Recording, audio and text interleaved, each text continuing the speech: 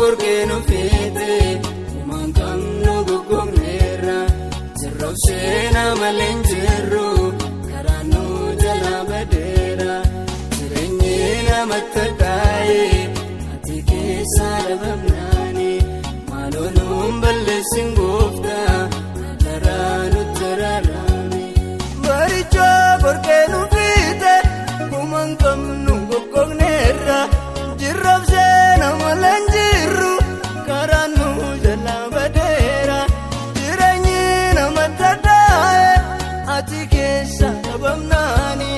Malanum ballesingofta adaranu tararami tararami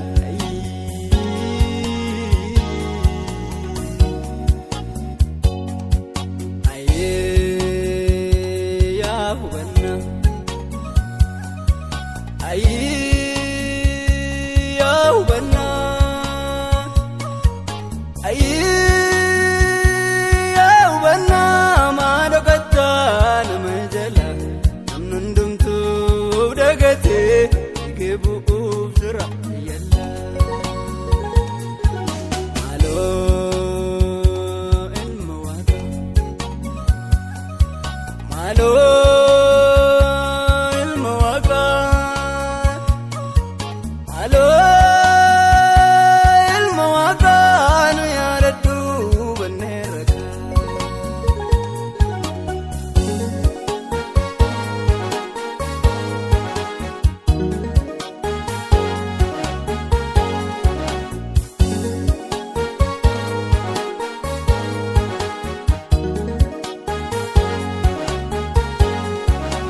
Wanguru hunduma karidu matifakata devi edu masalalo banat terata rekesi kenyor goftu kesi kenyamunaja malonu yanatu gofta ni manjirenyata namni wanguru hunduma karidu matifakata devi Salalu ubanat terata erike sigenyor goftu kesigenya malanu yanatu gofta kunimal direnyata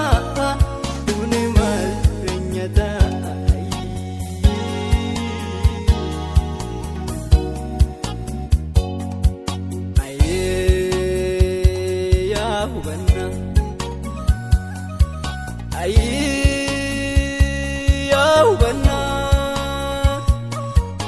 aye ya hubanna madakata namajala namnundumtu dagate kebu ufra yalla alo elmawata malo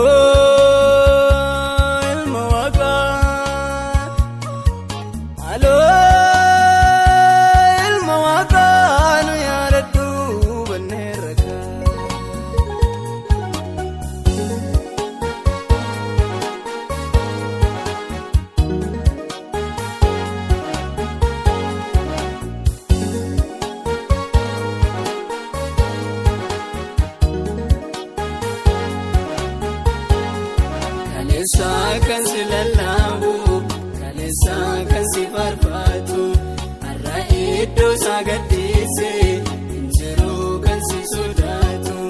Qooda gaarii godhameenya qooda jaalala mujibba mana kee keessa dhaabbate namni eeboo waliif dhaaba.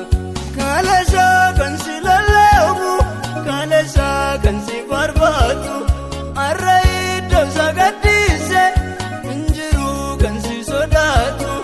Qooda gaarii godhameenya qooda jaalala mujibba mana kee keessa dhaabbate namni eeboo waliif dhaaba. Namni eeboo waliif dhaaba wayyoo.